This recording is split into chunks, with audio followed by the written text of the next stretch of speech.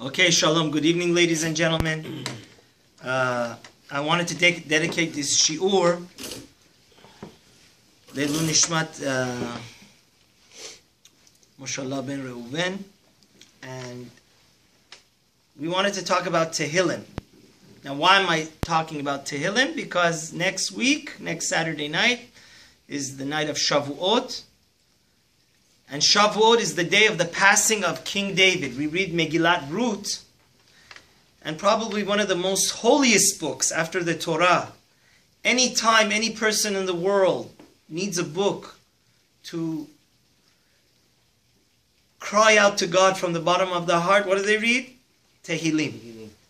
Now the question is I was very bothered by this.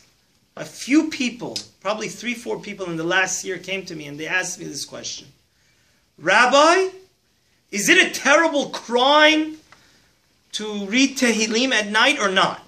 Now, this is very important because some people have a very, very emotional and routine. For many years, they were reading Tehillim at night. And she said, yeah, one of my friends, especially it was a few women, they asked me this question.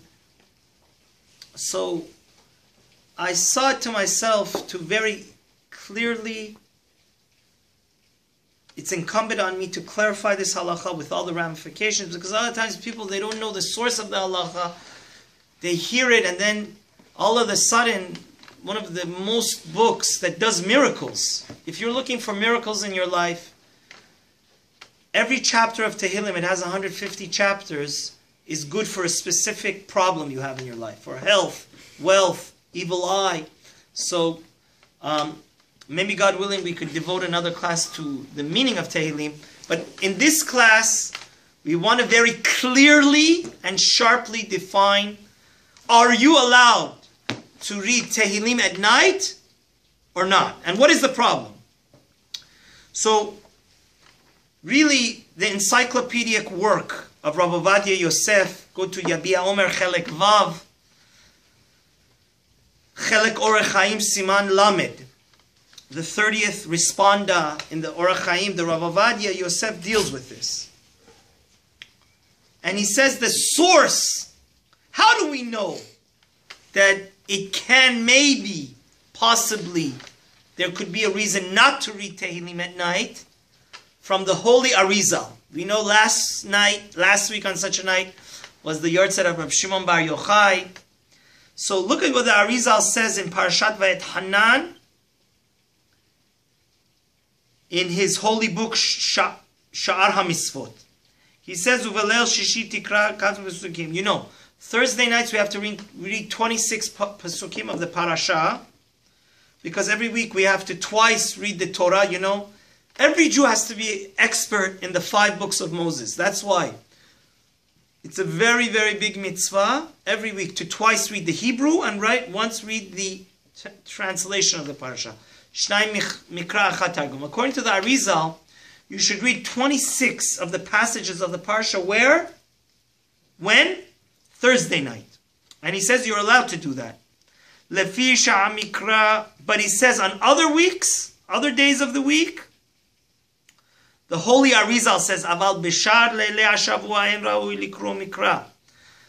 On other nights of the week, not Thursday nights, and we're going to clarify, not Saturday nights and not Shabbat and Yom Tov, because Kabbalistically, the Torah, the written Torah, Torah Nevi'im Ketuvim, is in the world of Asiyah. And also the light is Asiyah, Va'akol hu dinim. It's, God forbid, going to cause judgment to come in the world. Ve'en ra'ui le'arer dinim. It's not worth it to cause God to be more strict and to cause dinim to come. See, tonight is Thursday night. Our modern halacha shir is Thursday nights. Tonight already, Baruch Hashem, that's why the cholent tastes so good that we have here. Something about it. The Thursday nights is already getting the spice and the energy of what? Shabbat. So Thursday night, since it's like kind of the energy of Shabbat, it's okay to read Mikra, especially those 26 Pesukim. So, the banishkai goes ahead and brings this arizal. If you want to look at the banishkai, it's very important a lot of times to look at the source of the halacha, because people, especially they're not Torah scholars, they hear something, and I'm going to say, if you don't quote this halacha properly, you could cause more damage than good. And I'm going to explain to you why. So look at the banishkai Shana Aleph in his first year of halachot, Parashat Pekudei, Shana Aleph, halacha Zayin, halacha 7. Look what the banishkai says. En likroa mikra balelot shel chol. And like we said, he brings down the arizal. But you should know, Shabbat is not dinim. Shabbat is not, and I want to give a disclaimer, I'm not a kabbalist, so I'm just going with what is brought down here. You know, the night of Shabbat, God is watching over us, and God is not judging the world. It's all rachamim, it's all love, it's all kindness, it's all mercy. That's why Kabbalistically, the night, Friday night, there's no problem. And also the nights of Yom Tov, which is like Shavuot night, or we read the whole Tehillim because it's the or the nights of Sukkot, Yom Tov Sukkot, or Pesach, is no problem. We read Shir HaShirim. But the nights of Rosh Hodesh, the Ben Ish Chai says, what's that? What do you think that's like? The nights of Rosh Hodesh, we shouldn't read Tehillim in the beginning of the night. Now, that's why this halacha has to be very crystal clear. And I apologize if I repeat it too much, but there's a lot of misconceptions about this, and it does more harm than good if people don't know what they're talking about. So the nights of Rosh Chodesh, Kabbalistically, are not like the nights of Shabbat and Yom Tov that you're allowed to say Tehillim in the beginning of the night. And of course, one of the greatest poskim that is a heavyweight for Sephardic thing is Maran HaChida. Rabbi Chaim Yosef David Azulai also talks about this in his book. But this is the part that people that are not Torah scholars and they say halacha, they do more damage than good. And I apologize, I'm not coming to, God forbid, bash anybody, but I want to let you know something. Judaism, the code of law, right? We have a book that brings all the laws of how to be a Jew, right? Who wrote that? Rabbi Yosef Karo. And it has 4 different books. The first book is Orach Chaim, Yoreh De'ah, Even Ezer, Choshen Mishpat. So Rabbi Yosef Karo, everything, how to live as a Jew, right? From the day we are born, to the day we die, to how to do business, how to do everything, is brought down where? In this book. But they once asked a very, very important rabbi, what's the most important part, chelek, of Shulchan Aruch? Is it Orach Chaim, Yoreh De'ah, Even Ezer? And you know what he said? It's the 5th one. You know what the 5th one is? No, what's the 5th? Common sense.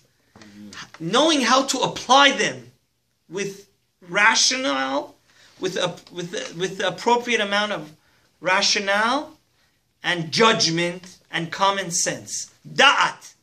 We know we're in the holy days of the Omer. Tonight is the Yesod Shabbat Yesod. But we have to know that above all the Sefirot is Chokhmah Binah Da'at.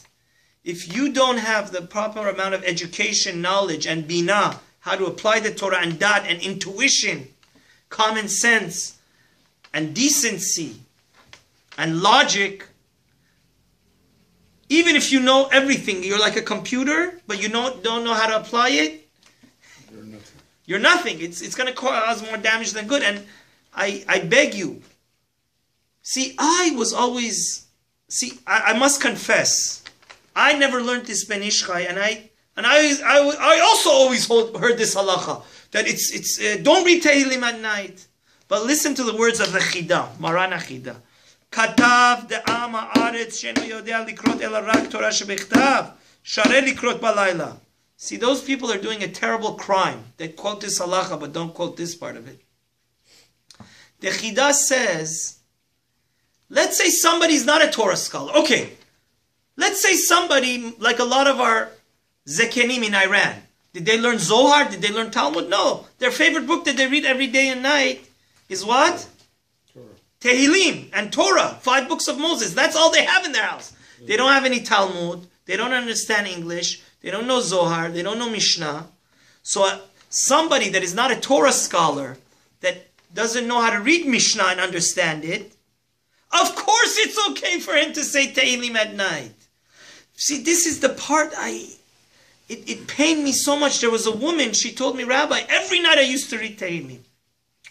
Then one night I was reading Tehillim, one of my friends started yelling at me, screaming at me. How could you do such a thing? Listen, people, you need to clarify, use your common sense. Is it better at night if the only thing you're capable of learning is Tehillim or watching TV? Of course, the Chidah clearly says this halacha, somebody that doesn't know how to learn anything else but Torah and Tehillim, of course he can read Tehillim at night. Sharei likro Tehillim b'layla. So the banishkai says, but let's say this person also knows how to read Patach Eliyahu HaNavi or other things in the Siddur. It may be a better idea for him to read that. But, ladies and gentlemen, we know Rab Shimon Bar Yochai wrote a very, very, very important book beside the Zohar. It's called the Sifri. On the last 2 books of the Torah, Bamidbar and Devarim, there's a midrash which has many very, very essential halachot. And you know what the Rab Shimon Bar Yochai says there?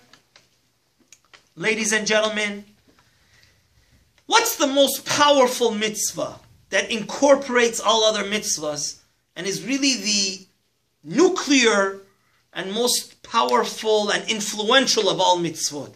That's equal to all other mitzvot of the Torah. You know what it is? Talmud Torah. The study of Torah. Because you know why? The Maharal explains. When you put tefillin, does it change your value system? Of course it has a tremendous effect on your neshama. But when you learn Torah, you learn what's right and what's wrong. You learn what's valuable, what's a priority in your life. You learn how to raise your wife, how to deal with yourself, how to deal with your wife, how to deal with life, how to deal with your children. That you realize what your purpose. The most powerful from all mitzvot of the Torah that literally changes our value system, our philosophy of life, our mission in life, our purpose in life is what? The study of Torah. That's right. So, it's a terrible thing. People have to know what halacha is.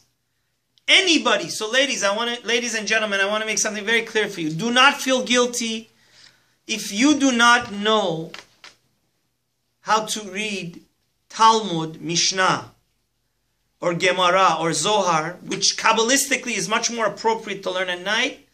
There is absolutely no problem. The Chidah, which they say after the Rabbi Yosef Karo, is probably the most important halachic decider. Maran HaChidah says there's absolutely no problem. But those people that are familiar with reading Patach Eli, and look what the Chidah says. Now this is going to take me back to the second part of this class. Now Rav Ovadia Yosef goes through many, many, many things. But do you know who the second most important kabbalist in the last 500 years is for our Sephardic Jews? After the Arizal, right? We know Rabbi Yitzchak Luria Ashkenazi. He was like somebody like Rav Shimon Bar Yochai. Like Rav Shimon Bar Yochai was 2,000 years ago. We merited to get a holy soul that really brought the science and the knowledge of Kabbalah. He opened it. But it's well known, after the Arizal, the greatest Kabbalah and some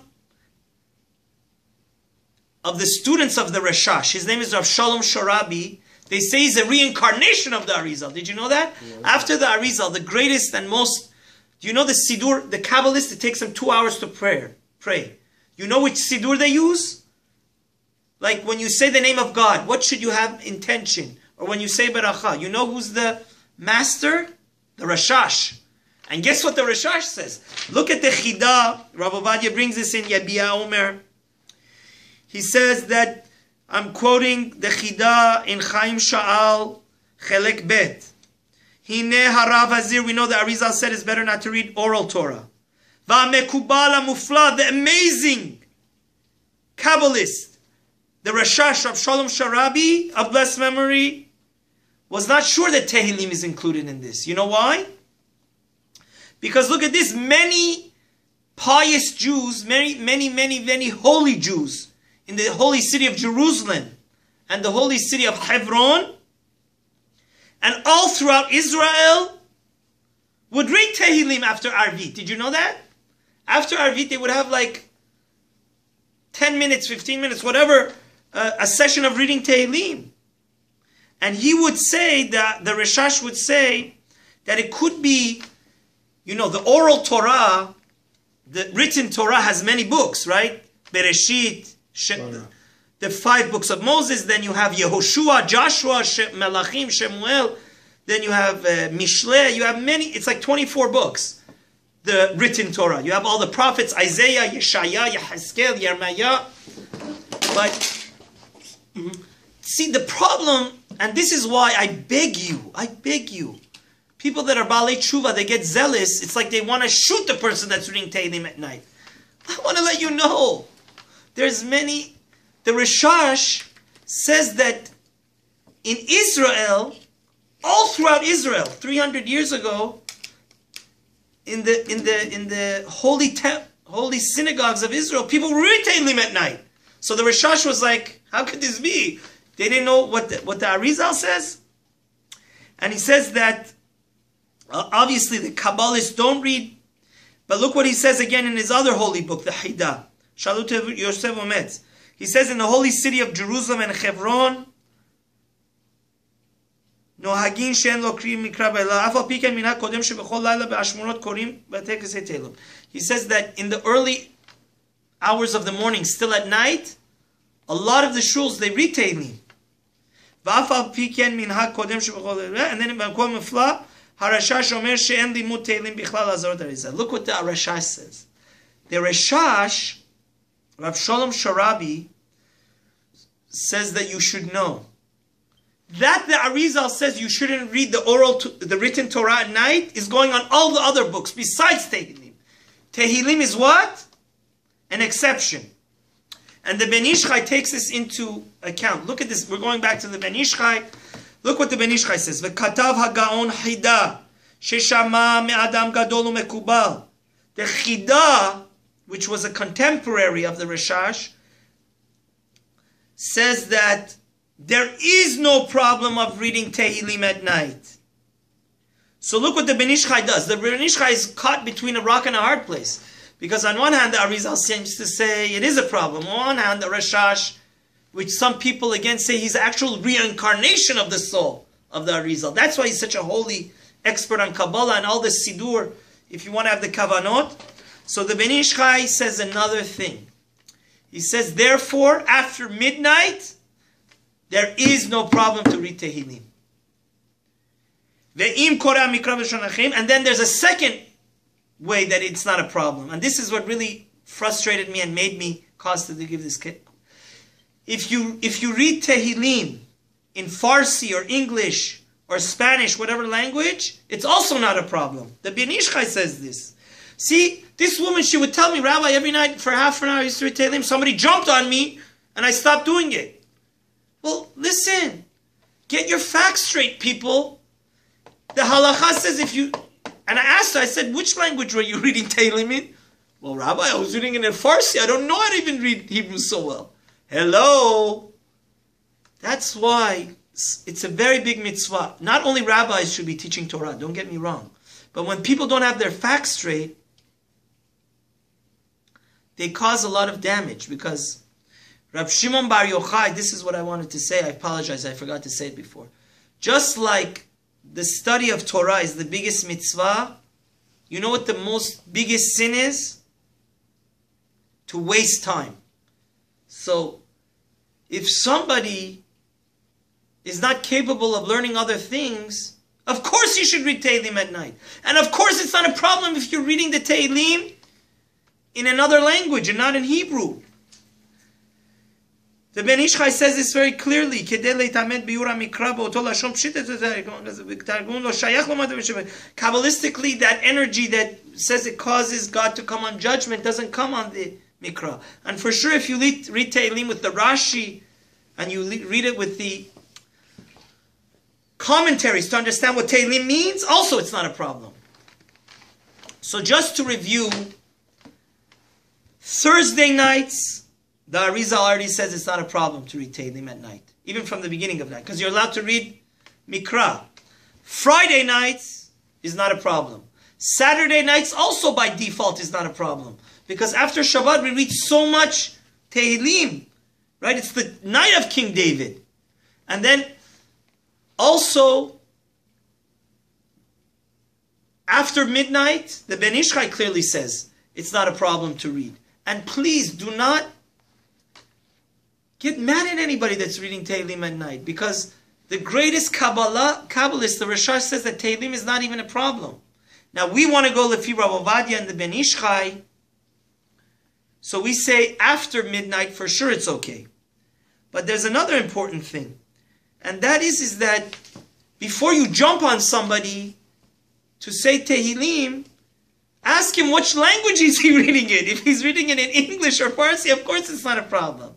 And besides the fact, that's why the most important part of Shulchan Aruch, knowing Halacha, is the 5th section, is what? Common sense.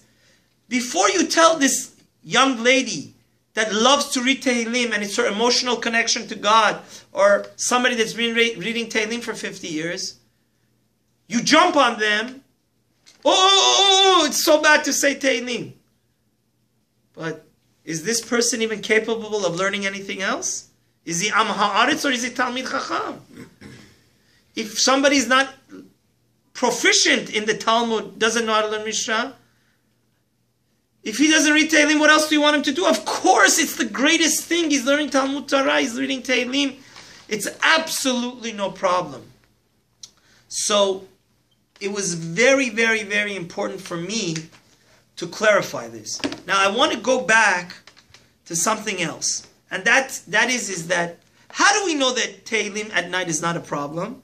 Because there's a Midrash Rabbah, that says, Yaakov Avinu haya koreh Tehillim balayla. A lot of people don't know this. Once we're on the subject of Tehillim, that book of David Melech Israel Chai V'Kayam, I'll never forget, at September 11th, President Bush, he quoted a pasuk of Tehillim. He says, even if we walk in the shadow of death, I shall not fear. Anyone with God, yeah. I shall not fear because you are with me. That's what do we say in Tehillim? Gam ki elech begesal mavet lo yirara ki ata imadi. Now a lot of people don't know this. A lot of Tehillim was not written by David. Did you know that? Like the Tehillim Tefillah le Moshe. Moshe wrote. Or Mizmor Shir le Yom HaShabbat. Adam wrote. So don't ask me, how do we know Yaakov Avinu used to read Tehillim at night? Because a lot of the Tehillim was written by other people rather than like Adam and Eve. Adam HaRishon, he wrote the Tehillim that we read on Shabbat, Mizmor Shir Yom HaShabbat Tov La'adot LaHashem. Other Tehillim was written by Korach's sons. Some of them was written by Moshe. So, just to prove that what the Rashash says, that Tehillim is not a problem to read it at night, there is a Midrash that says that Yaakov Avinu read Tehillim at night. And besides that, of course it's not a problem to read Tehillim after midnight, because that's when King David wrote it. That's why you have to use common sense. People that don't use common sense, it disturbs me terribly. You know, the person has been 50 years at nights reading Tehillim. He's not even reading it in Hebrew. And you jump on him to tell him there's no rhyme or reason that it's a problem. He's connecting to his Creator. And after midnight, there's not a problem either, because you don't think King David knew Kabbalah? He's the Messiah. He's Mashiach. Of course he knew it. And David HaMelech, that's when he wrote the book. So the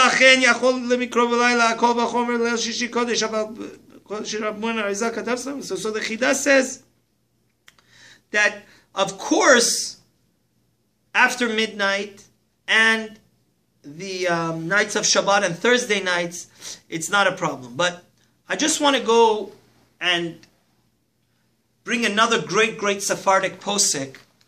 Now, we know Rav Ovadia Yosef, that this class is based on, he had an encyclopedic mind. He had a photographic mind.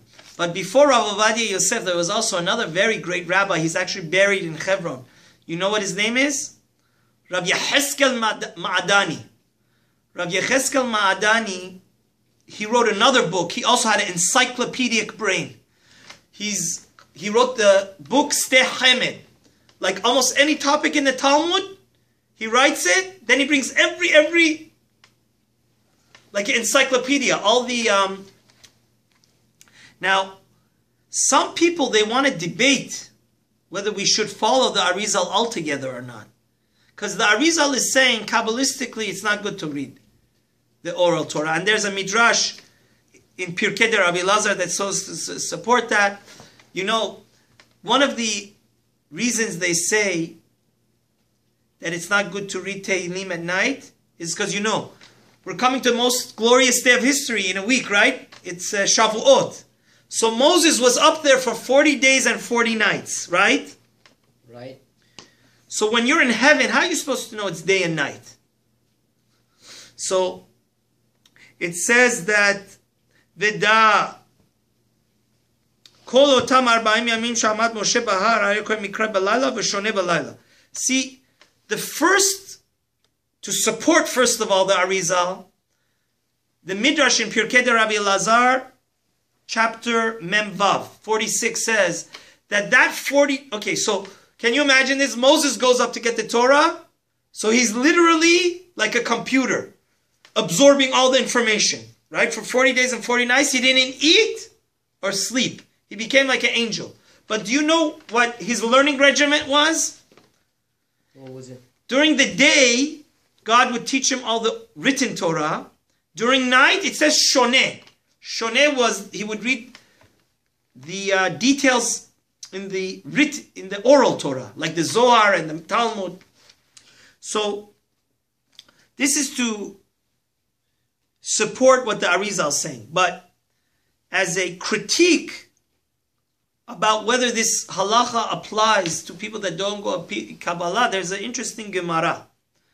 There's a Gemara in Berachot that's a very important Gemara, actually. It says, Adam, page Daled Amud Bet. Daf Daled Amud Bet, Adam ba min hasadeh be'erev v'nichnas lebet hakneset. Im ragil likro koreh, ve'im ragil lishnot shoneh, ve'koreh kriyat shema mitpalel. The Talmud says, how should you make your daily routine? The proper daily routine of every Jew is, when you finish working, right? You work 9 to 5, right? 5, should you just go home, sit on your lazy boy, drink beer, and then eat so much that you pop and you just fall asleep? The Gemara says if you do that, God forbid, you're chayav mitah. It's like, it's terrible. It's like you're making, your life is in danger. You're making a terrible, terrible life mistake. But rather, what should you do? When you finish working, guys, we have a soul. Look at the soul of Moshe. You could see the potential of our neshama from Moshe. That for 40 days and 40 nights, he was able to learn the entire Torah. And he did it again when he had to break the 10 commandments. He went again 40 days and 40 nights and learned. Right? It says, rather, what should you do? When you finish working, go to the shul. So you pray mincha arvit. You understand?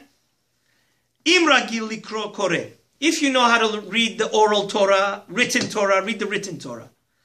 Im ragil lishanot shoneh. If you know how to read Mishnah and Talmud, and then you pray, you read your arbit and you say Shema, and this is the appropriate way of doing it.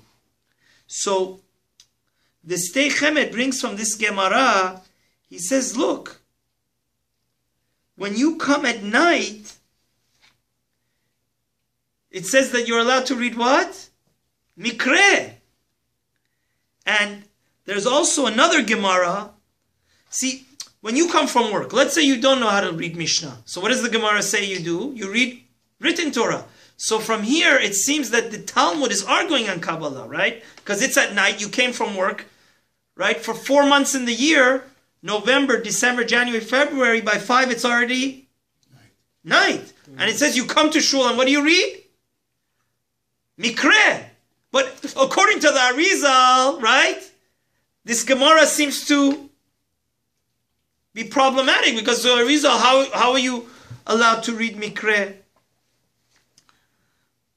Then there's another problem they bring with, that is the Kohen Gadol, we know, has to stay up the entire night of Kippur. Did you know that?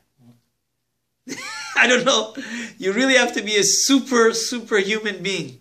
Supernatural powers, literally, to be a Kohen Gadol. For almost a 24-hour period, you don't eat, sleep, drink, and you constantly have to, because we don't want the Kohen Gadol, God forbid, to become impure, have a seminal semen emission. So we keep him up the whole night learning Torah so he doesn't have like a bad dream and then, God forbid, he becomes carried. So look, it says that if the Kohen Gadol is a Talmid Chacham, he has to stay up the entire night and read Mishnah. But if not, they read Mikra in front of him. So, again, how is it possible that he should read Mikra at night? Didn't we say that you're not allowed to read, if the Kohen Gadol doesn't know Talmud, he's only familiar with the written Torah. So, you see again from the Talmud that for the Kohen Gadol, on the holiest night of the year, what would they read? The written Torah when?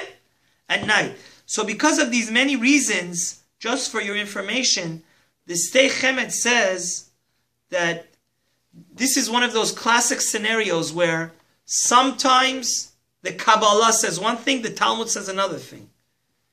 And he holds that push comes to shove, the Kabbalah is very holy. We do a lot of things according to Kabbalah, right? But if push comes to shove, the opinion of the Stei Chemet is, he says, what do we follow? The Talmud. See, the Arizal and the banishkai and the Chidah say no. That we follow what? Kabbalah. But the Stei Chemet, which was a giant of Torah, he had an encyclopedic mind. He's one of the great achronim of the Sephardim. So, just to reiterate, please, if you see somebody reading Tehillim at night, make sure, first of all, that they know how to read Talmud. If they don't know how to read Talmud, they're Am Haaretz. They don't know even how to read a Mishnah and understand it, then they're allowed to. Now the banishkai says, if that person also knows how to read other parts of the Sidur, like Patach Eliyahu, maybe we should recommend them to do that, but it's not necessarily. Then, also you have to make sure if they're reading it in which language? If they're not reading it in Hebrew, if they're reading in Farsi or English, it's absolutely no problem. And also you have to tell them, is it Thursday night, Friday night, almost half the week it doesn't even apply. Thursday nights, Friday nights and Saturday nights. And also the last thing is after midnight. So just to go back, Rabbi Ovadia, he's dealing with, if God forbid, we know somebody's sick, we want to read Tehillim for them.